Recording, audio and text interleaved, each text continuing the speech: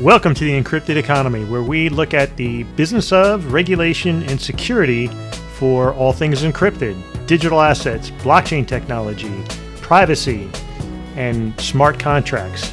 Hope you'll join us while we explore these forces that are shaping the economy.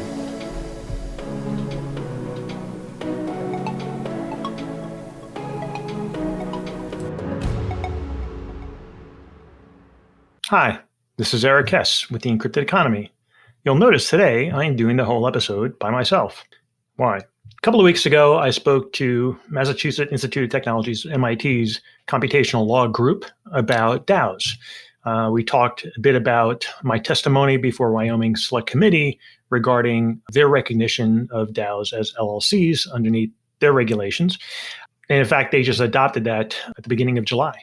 So at any rate, during it, I talked briefly about Bitconnect and why I thought that was relevant to a discussion of DAOs. So I'm going to expand a bit on that today.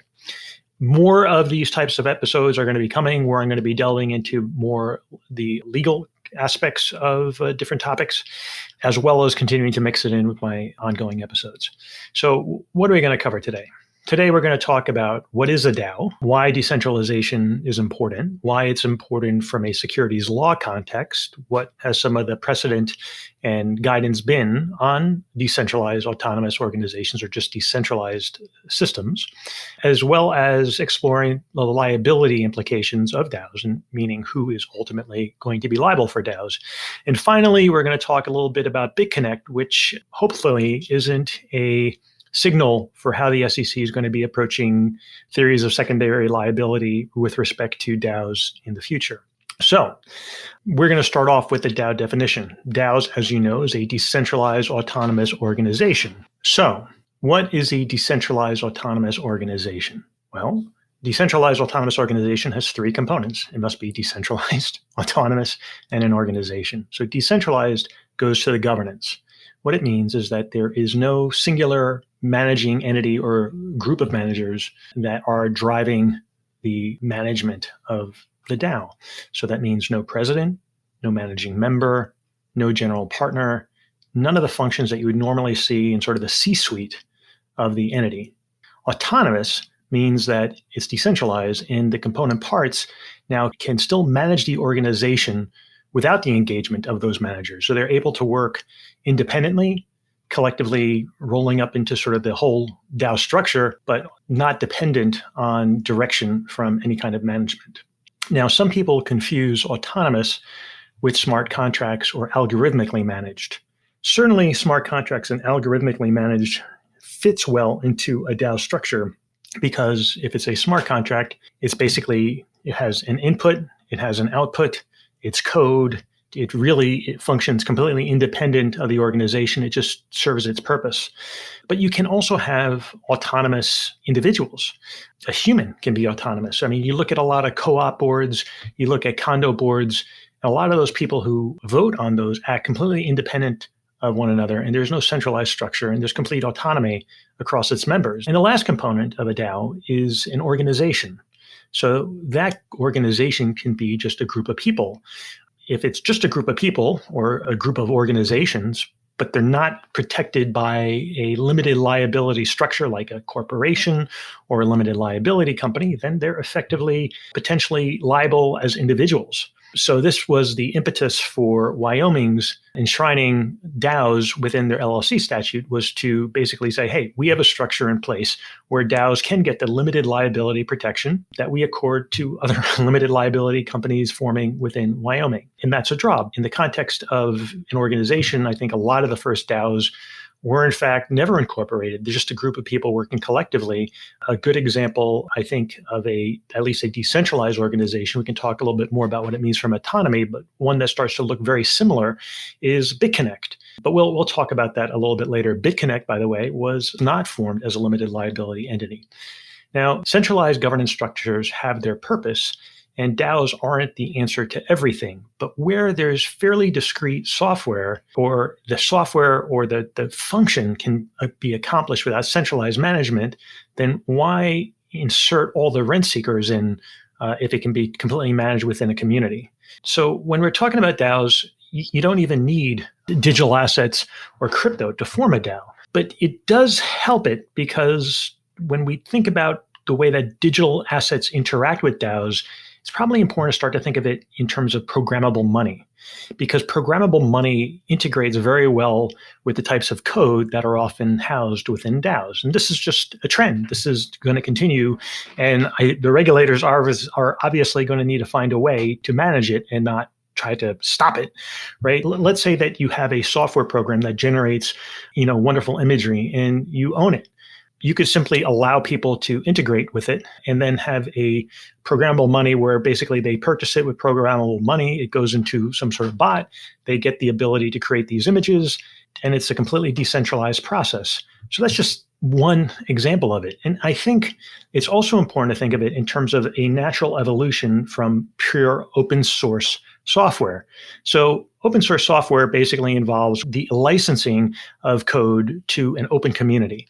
There's not necessarily payment involved. There may be certain restrictions on it, but it's largely made available for the whole community to use without necessarily all the conditions of confidentiality or even payment. And that's because, it's a way of getting broader community participation, but as a result, you have to sort of give up a lot of the control and the money-making opportunity to get that community to involve. And maybe you have a separate support model later on where you're going to host that software or you're going to provide support for that software.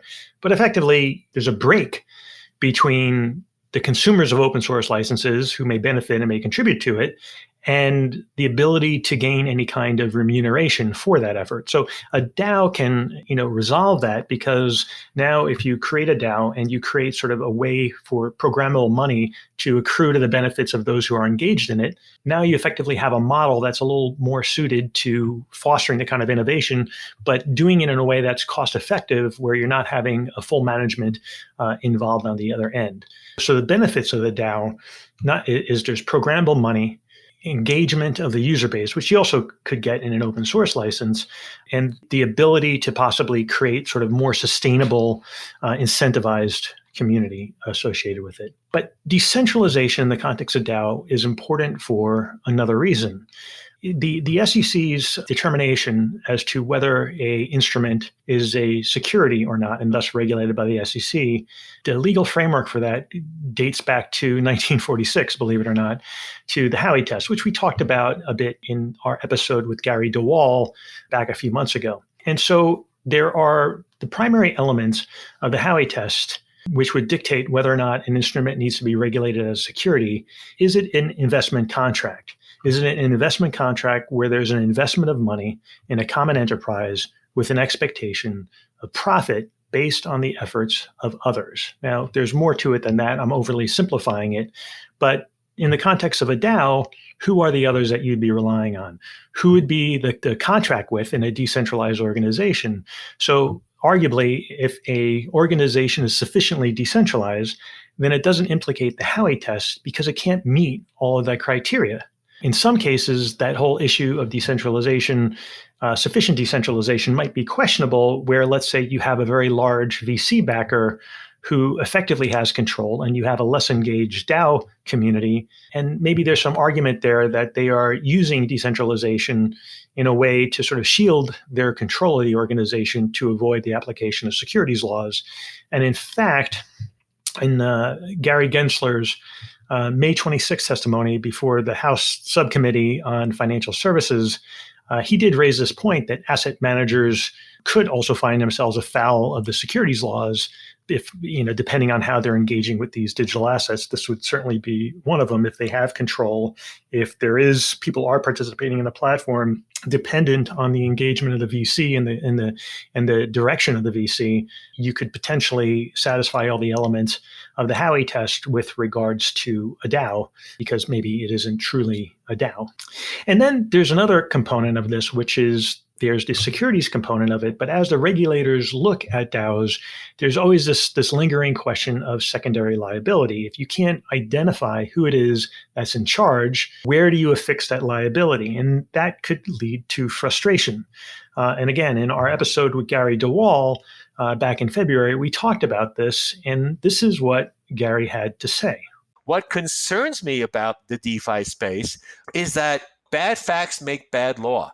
The regulators, they're going to get frustrated. Since they agree that source code makes bad captions, they're going to start looking for more theories of secondary liability. Now, you're right.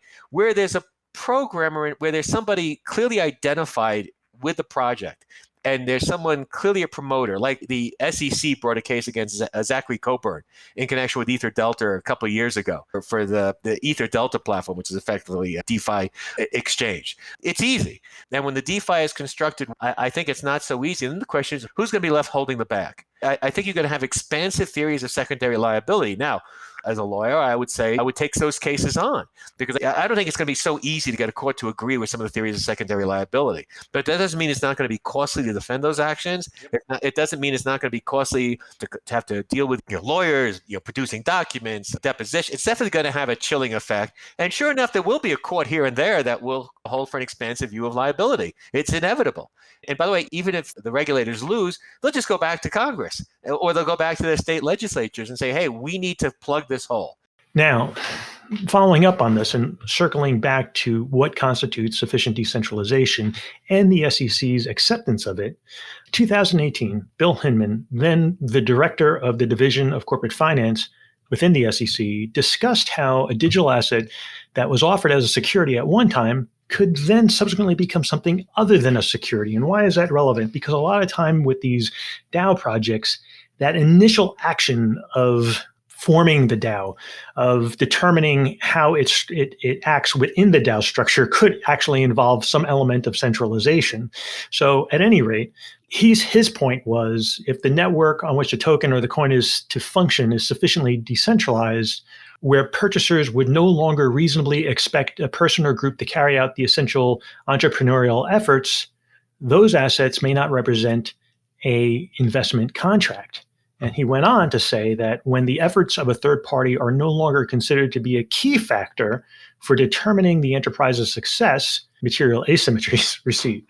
As a network becomes truly decentralized, the ability to identify an issuer or a promoter to make the requisite disclosures become difficult and less meaningful. So after Bill Hinman made this speech, there became a lot more focus on sufficient decentralization.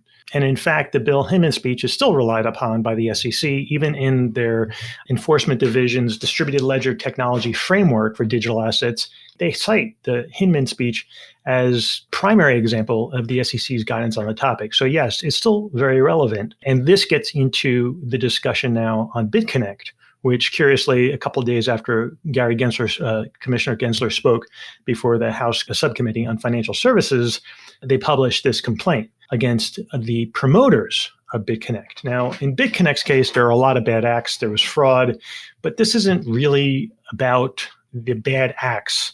The issue here is how they're being approached and whether the decision by the SEC to bring this action 3 years after private actions and even state actions were initiated, whether they're trying to send a message and whether that message could have a chilling effect, because the findings or the claims that were made against Bitconnect in this complaint go directly to this notion of liability and whether parties that are derivatively associated with the organization, in the case of promoters, they've certainly in the past, promoters have been held liable for issuing unregistered securities. So that part isn't as strange as potentially the timing and raising the question as to whether or not there is a broader issue going on that the SEC is trying to signal. So as mentioned at the beginning of this podcast, Bitconnect was not incorporated, and thus all of its members were liable for the actions of the whole. And maybe that is the primary distinction here, as well as a warning for future DAOs. Bitconnect operated a Ponzi scheme that built itself up as a lending program that was P2P and autonomous, kind of like DeFi. It basically, by depositing Bitcoin, you would get Bitconnect coin back. And that raised, I guess, approximately $2 billion over time, or there was basically $2 billion at issue at one time going through this, or having gone through this lending program. And if you had this coin, you could transact with others on the network without any central organization being involved. And you could basically tender this Bitcoin for the Bitconnect coin and participate in this trading bot that they had created, again, like a lot of DeFi protocols have today. Hopefully more legitimate, though. This process could generate rewards of up to 40% a month. So the investors, who were they relying on? They were relying on a trading bot. They had a referral program for promoters, Bitconnect did. So these basically the people who were involved in these promotions would have luxurious events for the promoters to convince them how much money they could make, and they paid them development funds. And top promoters did things like video, social media to market this lending program, prospective investors, and to show their accounts and how their interests were being calculated. These promoters would provide referral links so that these prospective investors could tag them. And as a result, those promoters were compensated for bringing them in. I mean, I don't know if anybody's familiar with Amway, but Amway sort of has this similar Ponzi structure. They may not like me calling it a Ponzi structure, but basically the higher you are up on the pyramid, the more money you make because you're getting percentages of everybody who comes underneath you. And of course, in Bitconnect, like in Amway, you had to pay a certain amount in to become part of this chain. So, and this would often fund a lot of the flow as well. So, but there was a lot of things that these promoters did that were sketchy and downright deceitful. And this pretty much lasted for a year. And basically, once the Texas state regulators got involved, the house of cards started to fall. Most investors in the lending program lost everything. So even though this was sort of a scheme, like a pyramid, if you think about a pyramid, what do you have at the top? You have the sort of that center, right? But pyramid structure does not necessarily mean that it's centralized, because the pyramid itself could be existing within a decentralized organization, and the whole pyramid structure could just be a way for basically facilitating the autonomous participants in the program. So as I said, Bitconnect, many ways was operating a DeFi platform. They did have a lot of the components of a decentralized autonomous organization. Were they a decentralized autonomous organization in the purest sense? I'm not quite sure. They certainly they had a lot of characteristics that were similar to a decentralized autonomous organization. And I think if you're not using a strict definition, they probably fit the bill. Others might dispute that. So what's interesting here is that the SEC brought action against the promoters for basically an unregistered securities offering. And the issue is that these promoters were participant in this decentralized, largely autonomous organization. They weren't necessarily acting pursuant to any central management's directive, but yet they were still deemed to have engaged in unregistered securities offering of Bitconnect. When you think about this, what are the implications for other people participating in a decentralized autonomous organization? And more specifically, I want to talk about developers, because once you remove a lot of the middlemen, once you sort of handle your smart contracts, a lot of the organization is going to be managed by developers, and these are the innovators, these are the builders, these are the creators, these are the parties you don't want to have a chilling effect on. You want to encourage them to engage. And if a developer just contributes code to the DAO and takes no compensation for it, well, I probably protected by the First Amendment, free speech, because code is speech. Having said that, if they get paid for it, which, hey, developers do like to eat as well, now all of a sudden, could they be exposing themselves to liability for making an unregistered securities offering? And so, if you run that risk, why would you do that? And this doesn't necessarily only go to crypto. This really goes to any developer working on a DAO, to the extent that they're taking capital forward and maybe they're facilitating a DeFi platform or what have you, they could be held liable. Arguably, underneath this, you could extend that theory of liability to them. And, if they're not indemnified for that, they might have some concerns working for those. And it may cause these developers to go to jurisdictions where they wouldn't have this risk. And thus the country which has succeeded in regulating these creators will have hampered their own innovation. This isn't just, this isn't esoteric. This is very real. And it could also apply to open source projects going closed source, all these different things, all these different considerations. Now, I don't know if it's mostly developers and they're just working and they're the ones who are creating these smart contracts that act in this way. Maybe they're the ones who are going to be left holding the bag. So that is a great concern. So whether or not Bitconnect means that it's open season on developers, I don't think the SEC would say that it does. I think, with the timing of it and the potential signaling of it, could the SEC be raising the specter that, hey, we'll get this one through on the promoters for this decentralized organization, and now maybe we'll start to expand those theories of secondary liability and hit some others. That would create further uncertainty in the market. I'm not really sure that it's ultimately the direction we ultimately want to go. So anyway, so that's a wrap for the episode today. I hope you enjoyed it. If you have any comments, let me know. You can shoot me a text. You can DM me. You can shoot me something in LinkedIn. I'm at all those places. I read them. I respond. So if you like the episode, please share it with your friends, your colleagues. Like it. And I look forward to your feedback. Thanks so much. Until next time.